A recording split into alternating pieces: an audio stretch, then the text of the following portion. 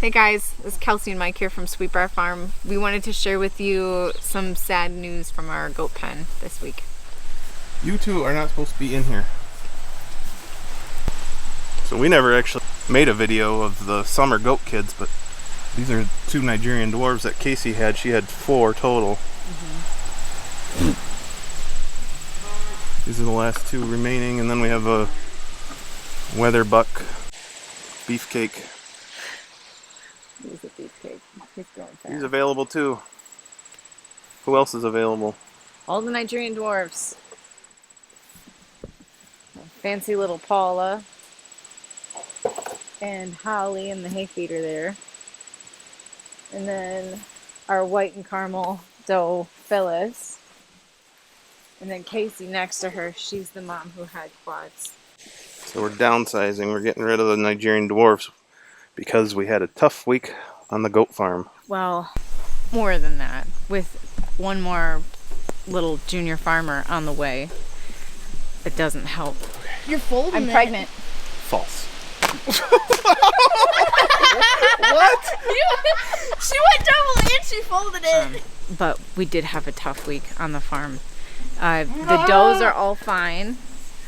Nothing happened in this pen, but our buck pen, we had a couple of our bucks get diarrhea.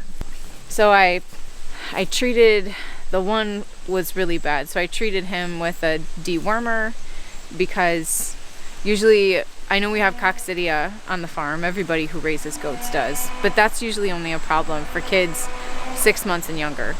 And our bucks that got sick were about 1.5 years old. So I treated with the dewormer. They didn't get better. So I reached out to my vet, and it took a while to get a fecal sample that was good enough for them to do microscopy on. But he found a lot of strongyle eggs in their fecal. Strongyles are a type of nematode, a gastrointestinal parasite. Roundworm.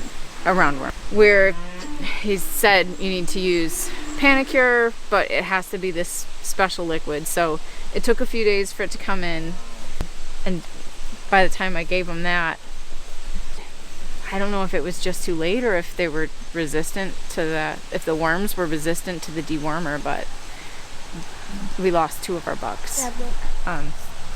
And it was really tough on all of us. You know, it's no fun to do everything you can for an animal and have your vet help you and do everything they can, and you still lose them.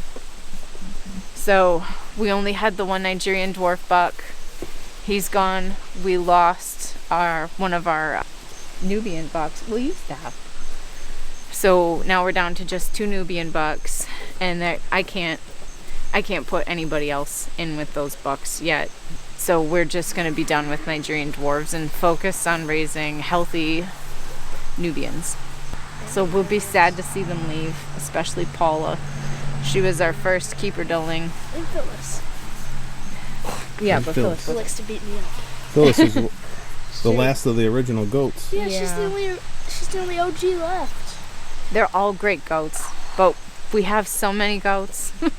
And I don't really milk the Nigerians because I milk the Nubians, and we have Jersey cow we milk. So they don't really serve a purpose here other than being pets. So it's time to let them go. So I'm hopeful having smaller numbers on our farm will help us keep our animals healthy. That wasn't the problem in the buck pen. We only had 5 bucks. Yeah, Most people have 1. Only 5. Well, you always have to have a buddy. So we're just gonna, we pulled our bucks off of the spot where they were because these parasites, the eggs come out in the poop, and then the eggs hatch on your pastures, and then the larval worms hang out there on the forage. So then when your goats go to graze, they eat the worm larvae, and that's how they become infected. So we know that our buck yard is seeded with worm larvae. So we pulled them out of there. We've got our 2 remaining bucks in the barn on concrete, so I can bleach the heck out of it.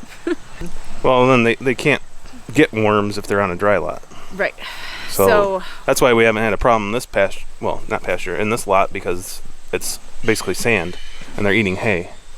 So there's no way for the worms to migrate up on a piece of grass for them to get infected.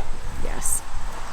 So we're gonna set up something similar on the opposite side of our pole barn for the bucks, so that they'll be able to be outside. They don't have to live in the barn forever. But They're gonna all be dry lotted. Yes, but we're just gonna dry lot the goats. Honestly, we don't have enough land. You are ridiculous. She is right. We don't have enough land to graze our goats and reduce our feed bill anyway. I was trying to micromanage tiny pasture paddocks for them so they could have. They do love to eat fresh greens, but they also love to eat hay. So Yeah. I would rather have healthy goats on a dry lot than Unhealthy goats on a lose another one. Yeah, either you rotationally graze them so the grass doesn't get lower than 6 inches, or dry lot them, basically. That's the best worm preventative. Yeah. So I don't know. I've been going back and forth. I think we've got a plan that should work here. I know there are lots of people in Michigan where we live who raise healthy goats, but that was a really tough week for us. So we need to make sure we're raising healthy animals and not throwing them to the worms. So we have Twyla and a turkey over here, and they have free range of this pasture in the back of the barn here. I'm going to put a piece of fencing across from that corner of the barn to that post right there, and I'll clean this out. I'm going to remove this fence, probably extend it out just a little bit, and then we can have that shed still be the buck shed. So we'll do some modifications to this yard and then clean this out and basically put mulch in it, and they will be dry lotted. Pile of piglets. Today or today? Now we're gonna get these moved out of here this weekend, and they'll be over here in their permanent pen. We're not going to put anything in here next year, so this will just be dedicated pig pen. And we'll probably move Stedman over with Fat Rambo. We took the feeder pigs to the butcher yesterday, so Fat Rambo's alone. I'll move 2 or 1 of those calf hutches over here. We'll have 2 over here. But we don't want to put the boar in with the girls, probably not till December. We're going to wean these piglets this weekend too. I want to get a video of Sally throwing piglets. Twice I've been out here filling their water, and a piglet comes flying at me about 5 foot in the air. So we'll clean that up. They just make a big wallow there with that water, and they lay in the mud all day. Exactly what 2 giant pigs need on a hot day. Why are you wearing a winter coat? I'm cold. Alright, so if you're in Michigan and you look for some nice Nigerian Dwarf does, we have a bunch of breedable does. He's happy about it. He's heard. Oh, they're fine. You just got too many of them. Well, maybe. Yeah, the Nigerian Dwarfs are cute and all, but we don't milk them. If we're going to milk a goat, milk a Nubian where you get the more volume. You only need to milk 1 or 2. Yeah.